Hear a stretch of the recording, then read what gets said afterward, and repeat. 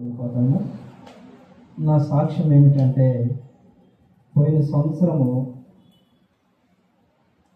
జనవరిలో మా పిల్లలది ఫంక్షన్ అయిపోయిన తర్వాత ఇల్లు వచ్చిన తర్వాత నాకు పని నిమిత్తం అక్కడ పని చేస్తున్న సమయంలో నడుము డిస్క్ కదిలిందన్నమాట. కదిలి మంచంలోనే పోయాను. మంచంలో కొనుక్కున్న తర్వాత దేవుని బ్రతిమలాడుకుంటే ప్రభు మరలా ఈ రోజున తన పాద సన్నిధిలో బలిపీఠం చెంత తన మాటను ప్రకటించడానికి శక్తినిచ్చిన దేవునికి స్తుతి ఘనత మహిమ కలుగునుగాక. ఈ సాక్ష్యాన్ని దేవుడు దీవించునుగాక. హల్లెలూయా. చిన్న మాట ప్రార్థన చేసుకుని వాక్య ప్రారంభిద్దాం. మహాపరిశుద్ధుడా, ప్రేమ కలిగిన తండ్రి, నీకు వందనాలు. ఈ ఉదయకాల సమయమున దేవా, ఇదిగో నువ్వు ఇచ్చిన మాటను బట్టి తండ్రి నీకు వందనాలు. దేవా, అలనాడు మోషే గారు అడిగారు, ప్రభు అయ్యా నేను వెళతానే కానీ నీ జనులు నా మాట నమ్మరు, ఎందుకంటే నేను చెప్పేది అబద్ధం అనుకుంటారు. అయ్యా మరి నేనైతే నా వల్ల కాదన్నప్పుడు మాటనిచ్చిన వాడను నేనే, సర్వశక్తుడైన దేవుడైన నేనే కనుక ఈ ఉదయకాల సమయంలో దేవా అని నీ వాగ్దానం చేయండి నాయన, నీ కార్యం జరిగించండి నాయన, నీ కృప చూపించండి దేవా. నాలో వెళ్ళే ప్రతి ఒక్క మాటను దేవా, సర్వోన్నతుడైన దేవా, నా ప్రభు అయిన దేవా, నీ మాటలే వచ్చబడినగాక నా తండ్రి. మానవ స్వరం యేసు నామములో మరుగైపోబడిన గాక దేవా. అయా బండ మీద సర్పం జాడ ఉండకుండా గాక నా తండ్రి. నీతిమైన కృపతో చాచిన బాహుతో నీ జనులను బలపరచని, కృప చూపించని. ఎవరికి ఏ మాటను, ఎవరికి ఏ వాక్కును, ఎవరికి దేవా ఫలపరితమైన జీవితాలు దయచేసావు. సర్వశక్తుడా నీకు వందనాలు, స్తోత్రాలు చెల్లించుకుంటూ కార్యం జరిగించి కృప చూపించమని నజరేయుడైన యేసుక్రీస్తు నామములో అడిగి వేడుకొని పొంది అన్నాము తండ్రి. హల్లెలూయా. కీర్తన గ్రంథము 37వ అధ్యాయము 25వ వచనం.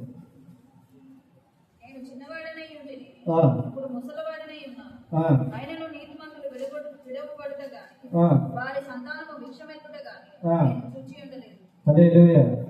ఇక్కడ నేను చెప్పబోయే మాట వృద్ధాప్యము ఒకటి దేవుడి కృప నుండి తొలగిపోయినది, రెండవది మూడవది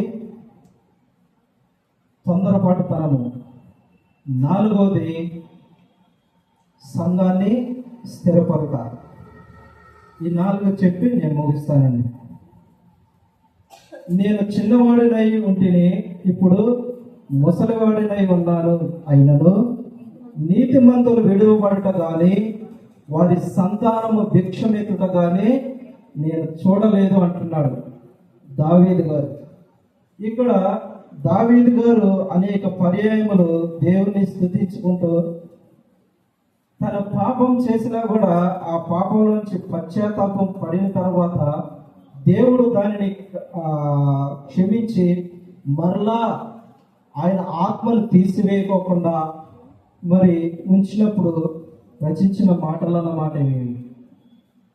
అయితే ఇక్కడ వృద్ధాప్యము అని అంటున్నాడు కదా, ఆ వృద్ధాప్యంలోనికి ఒక మనిషిని మనం వెతుక్కుంటూ వెళ్తాం. చెప్పాను మొన్న పేతురు గారి గురించి అని. ఈ పేతురు గారి గురించి మాట్లాడుకోవాలంటే చాలా ఉన్నాయి, కానీ మచ్చుకి 3 చూపించి నేను ముగిస్తాను. మత్తయి సువార్త 26వ అధ్యాయము 52వ వచనం.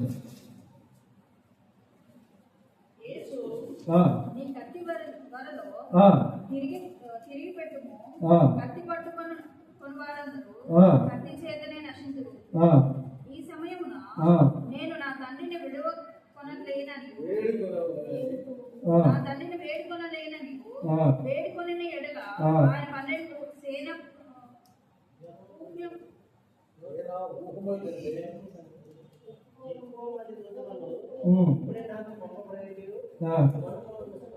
ఆ, ఆ, ఆ. హల్లెలూయా. చూడండి, ఫస్ట్ వృద్ధాప్యం గురించి చెప్పాను, ఇంక వెనకాల కూడా వృద్ధాప్యం గురించి చెప్పి ముగిస్తాను. అయితే రెండవ మాట చూడండి, పేతురు గారు దేవుడితో నడిచిన వాడే, కానీ తొందరపాటుతనము దురుకు స్వభావం కలిగిన వాడు. దురుకు స్వభావం కలిగిన వాడు సంఘాన్ని స్థిరపరచాలంటే స్థిరపరచలేడు. ఎందుకనంటే మాట నిదానంగా ఉండాలి, మనిషి నిదానంగా ఉండాలి, చర్య నిదానంగా ఉండాలి.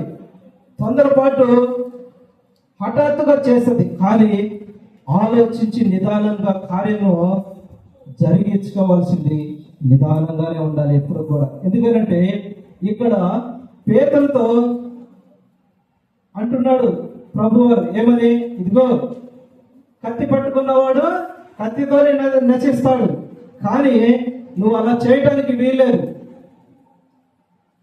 చిన్న మాట మన ఉదాహరణగా మాట్లాడుకున్నాం. పేతురు గారి దగ్గర ఉండవలసింది కంజూరు ఉండాలి, లేదంటే తాళాలు తప్పెట్లు ఉండాలి. కత్తి ఎక్కడి నుంచి వచ్చింది? ఎందుకే ప్రభు వారికి తెలియకుండా ఎక్కడ దాచాడైనా. ఒక మనిషి దేవుడితో నడిచేటప్పుడు తన శక్తి, తన యుక్తి దేనికి కూడా వాడకూడదు. ఎందుకంటే ప్రభు అయిన యేసుక్రీస్తు ఎదుట మనం అన్నప్పుడు దీనులమై తగ్గించుకొని ఉండాలన్నమాట. పేతురు గారి దుడుకుతనంని గద్దిస్తున్నాడు. పేతురు, ఏం చేస్తున్నావు నీవు? కత్తి పట్టిన వాడు కత్తితోనే నశించును. కోపం వచ్చినది, కోపము నీ యొక్క ఆయుష్ కాలాన్ని కూడా తగ్గిస్తుంది. ఎప్పుడైతే ఆ కోపాన్ని నీవు అణుచుకుంటావో, ఆ దుడుకుతనాన్ని తగ్గించుకుంటావో, నీవు నా రాజ్యాన్ని కడతావు. అయితే అతను పట్టుకోవడానికి వచ్చినప్పుడు నా తండ్రిని నేను వేడుకోలేను అనుకుంటున్నావా? నేను వేడుకుంటే 12,000 సేనా వ్యూహములను పంపిస్తాడు దేవుడు. సేన అనంటే 6,000 మంది యోధులు. ఒక దూత 1,80,000 మందిని హతం చేస్తుంది. కానీ 6,000 మంది యోధులు అంటే ఎంతమంది సంహరించగలదు? నువ్వు కత్తి పట్టావు, పట్టడానికి వీల్లేదు. ఎందుకనంటే కత్తి పట్టినవాడు కత్తితోనే మరణిస్తాడు. కత్తితో కాదు నా రాజ్యం స్థాపిస్తున్నది, ప్రేమ సమాధానములతోనే నా రాజ్యము నిర్మించబడుతుంది అని చెప్తున్నాడు. అయితే ఇక్కడ అలాగే లూకా సువార్త 22వ అధ్యాయము 31వ వచనం. సీమోను సీమోను, ఇదిగో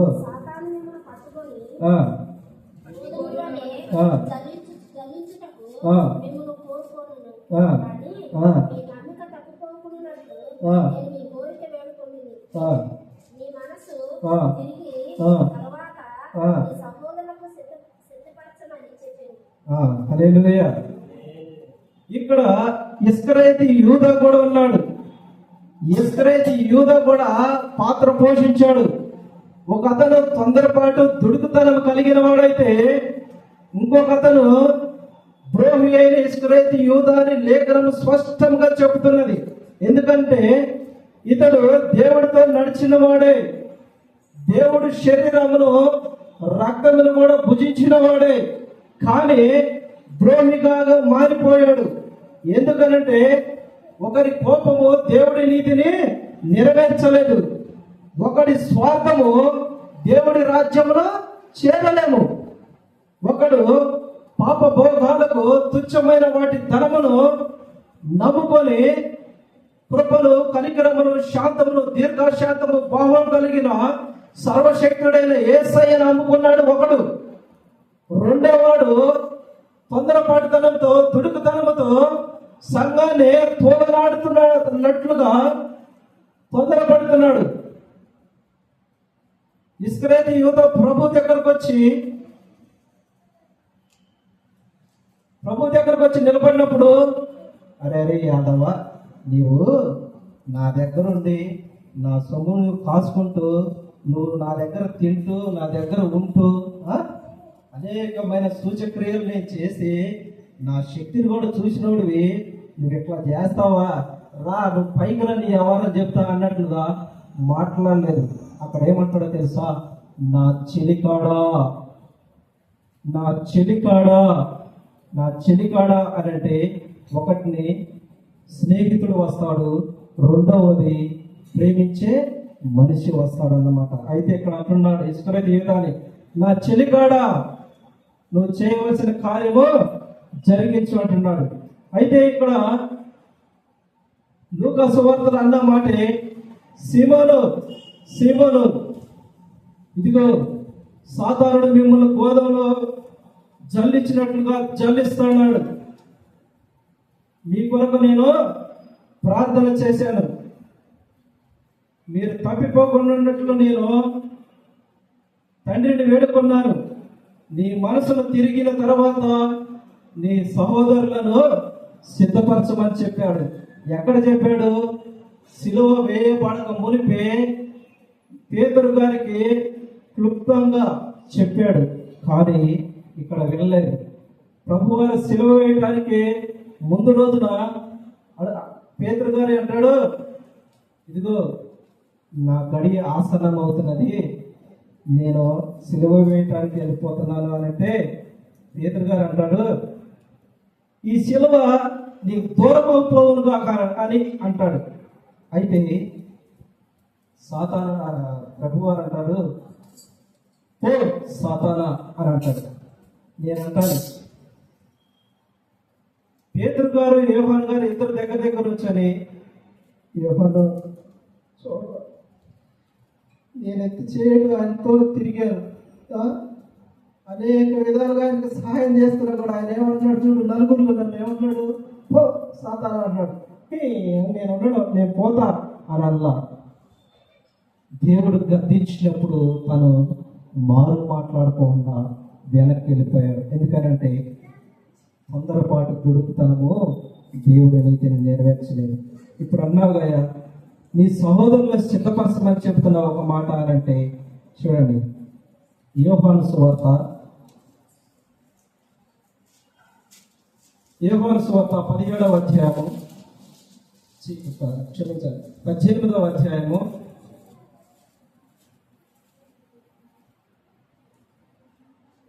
7 చదవం, 7-10 వరకు చదవండి.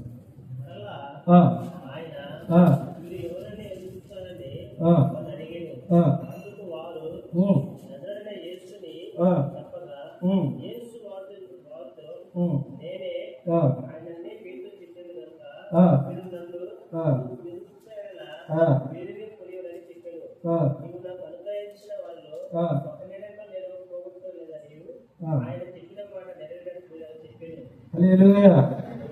జాగ్రత్తగా వినండి ఈ మాట.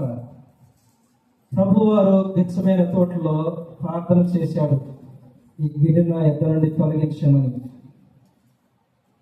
తర్వాత ప్రభువారు సిలువ వేయబడే కార్యక్రమం అంతా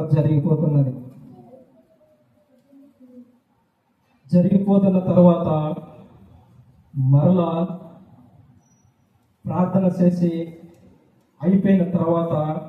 అయిపోయేటప్పుడు తండ్రిని వేడుకున్నాడు. ఈ మాటకు అర్థం 17వ అధ్యాయంలో మీకు దొరుకుతుంది. 17వ పేజీలో 17వ అధ్యాయంలో మాటలు స్పష్టంగా రాశాడు అన్నమాట.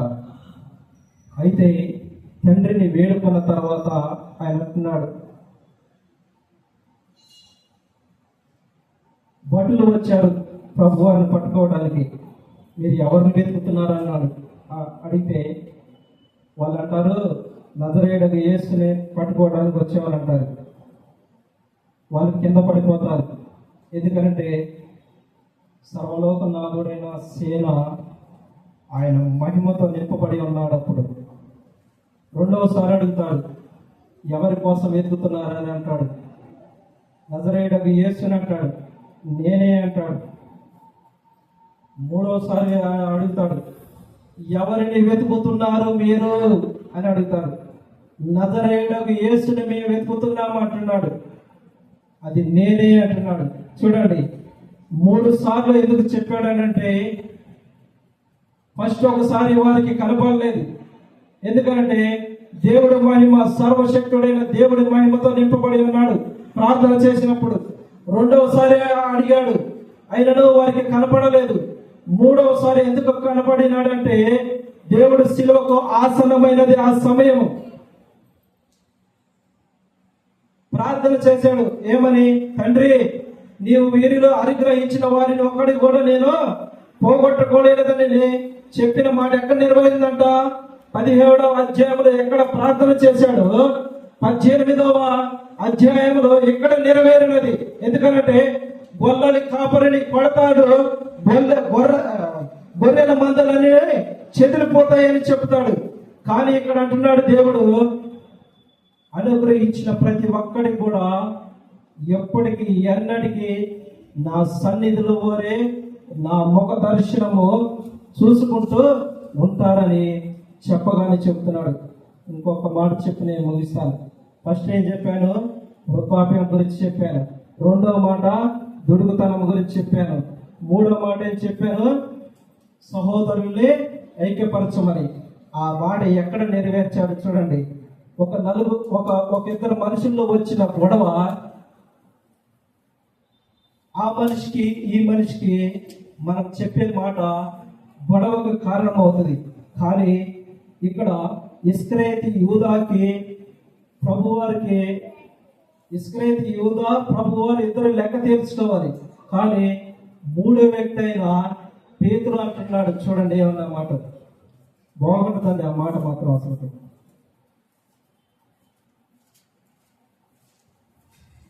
అదే యోహాను సువార్త 21వ అధ్యాయము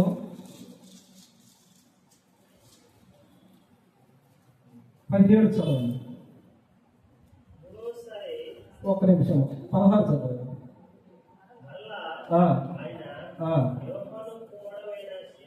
సీమోను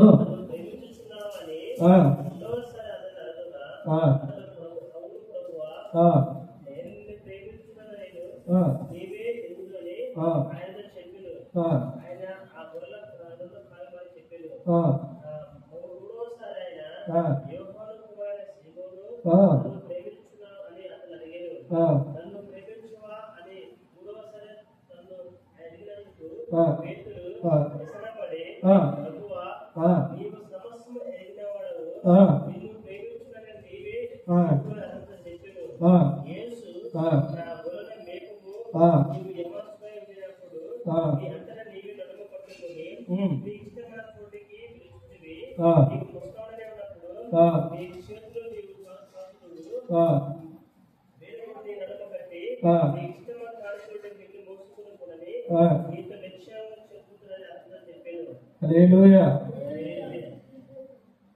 ఏమంటున్నాడు అంటే అక్కడ మళ్ళీ ఇంకొకసారి 18 గట్టిగా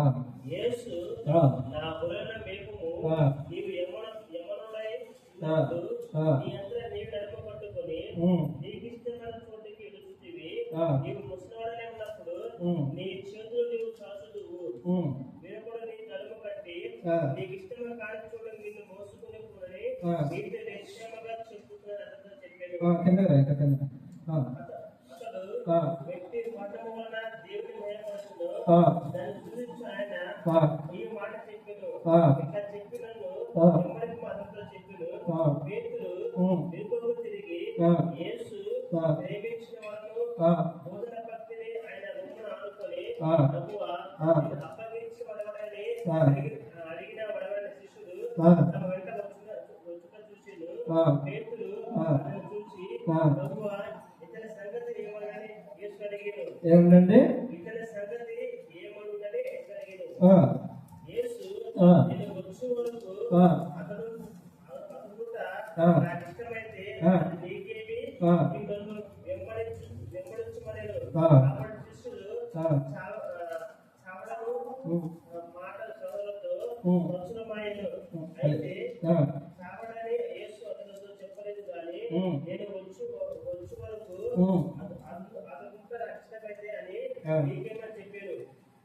హల్లెలూయా.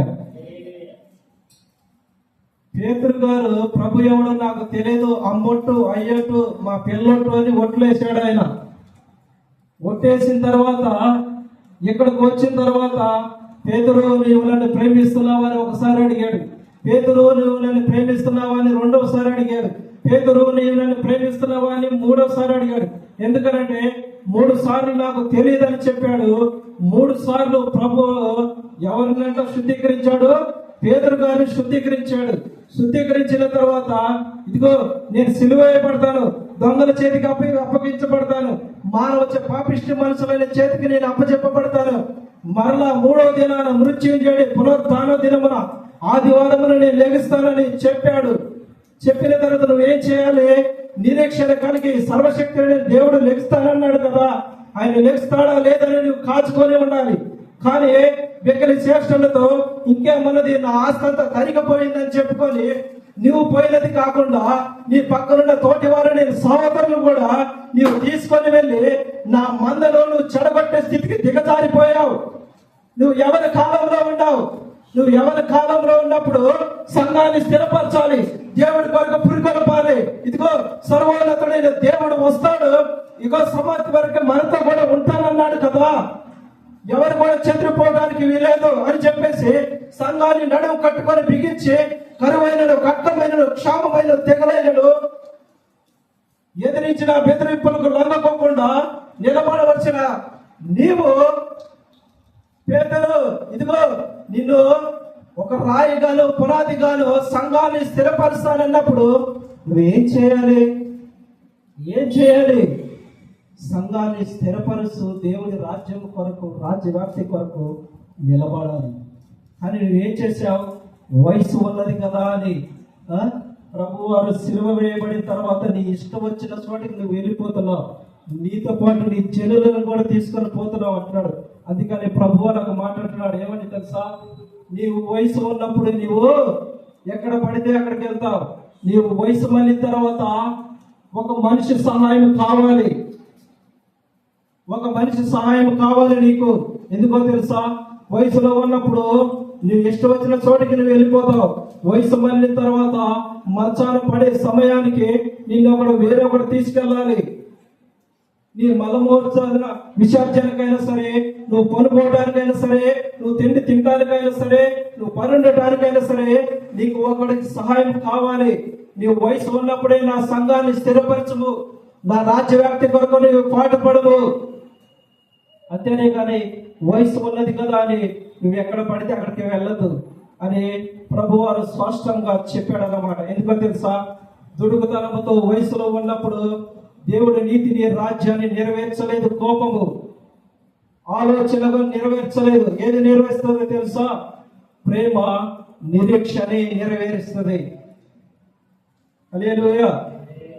అయితే ఇస్కరియోతు యూదను ఇక్కడ పేతురు గారు మీరందరూ చేపలు పట్టిన తర్వాత దేవుడు ప్రత్యక్షమైంది, ప్రభువారు ప్రత్యక్షమయ్యి చేపలు వేసేటప్పుడు వాళ్ళకేమీ పడకపోతే పిల్లలారా ఏమన్నా ఉన్నాయా మీ కాడన్నప్పుడు వారు చూసి ఇదిగో పేతురు ఆయన యేసు అని అన్నప్పుడు దిగంబరి పట్ట మీద ఒంటి మీద నీళ్లు పోకుండా లేకుండా సముద్రంలో దూకిన పేతురైన దూకిన తర్వాత వచ్చి వీరందరూ కూర్చొని అప్పటికే ప్రభువారు వీరు ఆకలికి ఉన్నారని తెలిసి ఆహారాన్ని, చేపలను, భక్ష్యములను వండి పెట్టిన వాడు అన్నమాట ప్రభువారు. ఎందుకంటే తన పిల్లలు, నీతి కలిగిన పిల్లలు ఆకలిగా ఉండటము, భిక్షమెత్తడము నా ప్రభు ఇప్పటికి ఎన్నటికి ఎప్పటికి కూడా చూడడన్నమాట. అయితే ఆ రొట్టెలను కాల్చి ఉంచిన తర్వాత వీరందరూ వచ్చి భోజనం చేశారు. చేసిన తర్వాత పేతురు గారు యేసు రొమ్మును ఆనుకొని అంటున్నాడు, ప్రభువా అప్పగించిన ఇస్కరియోతు యూదా గురించి నువ్వు ఏదో ఆలోచించావు అని అడుగుతున్నాడు. ఆలోచించి అనంటే నీకెందుకురా, నీకేంది? వాడు నేను తెలుసుకుంటాం. వాడి మధ్యన గొడవ ఉందో, వాడి మధ్యన పుణ్యం ఉన్నదో, వాడి మధ్యన పాపం ఉన్నదో, వాడి మధ్యన ఏదున్నదో వాడు నేను తెలుసుకుంటాం. నువ్వెవడవే? నీకు నీకు చెప్పిన పని ఏమిటి? సంఘాన్ని స్థిరపరచమన్నాను, సోదరుని ఐక్యపరచమన్నాను, దేవుని రాజ్యానికి పాటుపడమని చెప్పాను. దీని గురించి నీకు అనవసరమని సాక్షాత్ ప్రభు వారి గద్దించాడు అన్నమాట. దేవుని ప్రజలారా, దేవుని జనాంగమా, ప్రభువారు ఇక్కడ పేతురు గారిని హెచ్చరిస్తున్నాడు. ఈ మాట నేను ఒక మాట చెప్పి ముగిస్తాను. వయసు ఉన్నదని నువ్వు ఎక్కడ పడితే అక్కడికి వెళ్ళటానికి వీల్లేదు.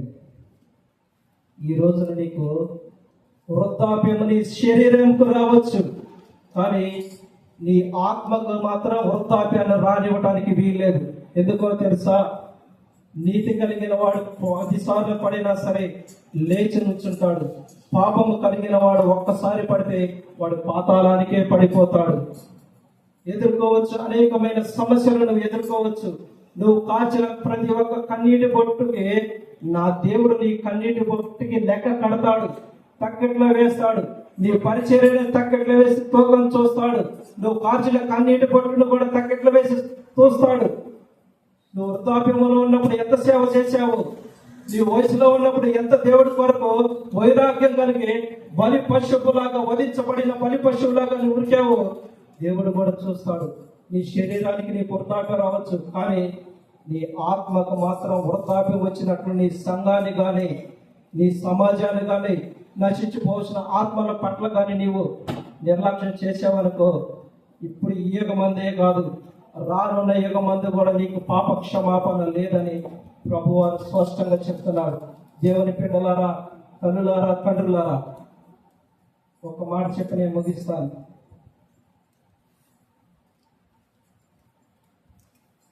అన్ని చెప్పి ముగించిన తర్వాత ప్రభువారు ఆరోపణమై పరలోకానికి వెళ్ళిపోయాడు.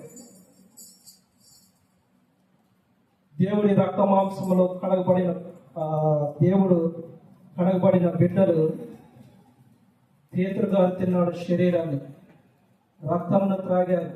తోమా, వీళ్ళందరూ తిని త్రాగారు. పునరుద్ధానమును చూసింది మాత్రం ఒక తల్లి, మగ్దలేని మరియ. నేను అడుగుతున్నాను, దేవుడితో తిని తాగి భుజించిన వారు, దేవుడితో నడిచిన వాడు, సమస్త క్రియలు చేసి చూచారు కదా. వీరందరూ దేవుని ఆరాధించిన బిడ్డలే. వీరు కూడా నా సంఘాన్ని స్థిరపరుస్తాను నీ బండ మీద అని చెప్పాడు.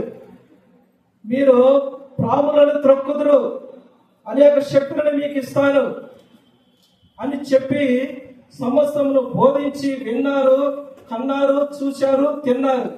కానీ వీరందరికీ కలగని భాగ్యత మగ్దలేని మరియ గారికి అందింది.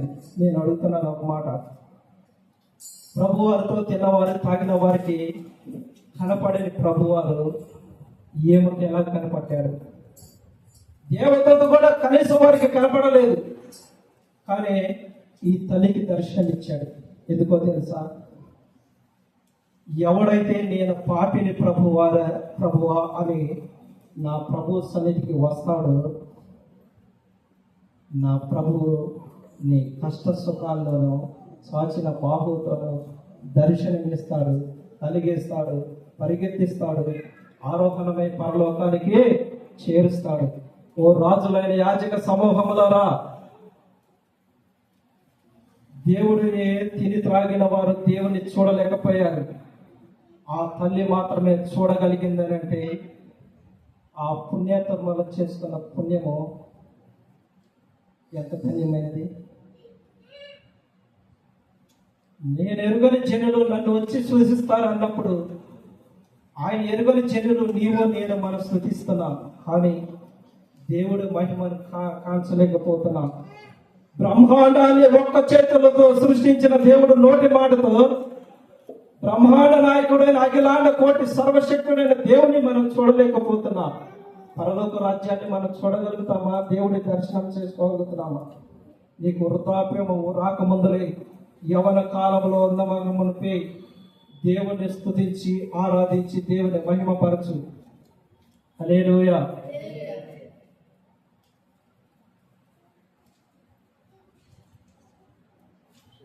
సంవత్సరానికి వచ్చి 7 కోట్ల మంది మరణిస్తున్నారంట. దానిలో నీవు నేను చేరుకోకుండా మన ప్రభువు ఈరోజు సజీవ లెక్కలో వచ్చాడు. ఎవరి నీతి వారినే పరలోకానికి చేస్తుంది, ఎవరి భక్తిని వారినే పరలోకానికి చేస్తుంది. దేవునితో నువ్వు ఎంతసేపు గడుపుతావో అంత ధన్యుడివి, ధన్యురాలివి. నీ వ్యక్తిగత ప్రార్థనే నేను పరలోకానికి చేస్తుంది. వృద్ధాప్యం నీ శరీరానికి రావచ్చు, సంఘాన్ని నిర్లక్ష్యపరవచ్చు. ఈ రోజున మనం అనుకుంటున్నాం ఇది చిన్న సంఘమేగా, ఈ సంఘానికి ఎవరు రావట్లేదే, ఈ సంఘాన్ని తృణీకరిస్తున్నారే, ఈ సంఘంలో ఐక్యత లేదనేది నలుగురు అనుకోవచ్చు. కానీ స్వకీయ రక్తం ఇచ్చి సంపాదించినది సంఘం యేసుది. అంతేగాని పాస్టర్ జాను గారిది, పేతివేర్ మినిస్ట్రీది, ఎన్ఐ గారిది, జోసఫ్ గారిది, నాని గారిది, అభిషేక్ గారిది కాదు. చెప్పగానే చెప్తున్నాడు ప్రభు, నలుదిక్కులకు శాసనములు దయచేస్తాడు దేవుడు. ఆ రోజున నువ్వు పిలవనవసరం లేదు. నిన్నే నీ పాదాల చెత్తకొచ్చి, అయ్యా ఇదిగో మా కొరకు ప్రార్థన చేస్తావా, అయ్యా మీ మందిరం ఎక్కడుంది, మేము ఉరుక్కుంటూ వస్తావా అని చెప్పేసి నలుదిక్కుల నుంచి దేవుడు, సర్వశక్తుడైన దేవుడి మందిరానికి వస్తారు.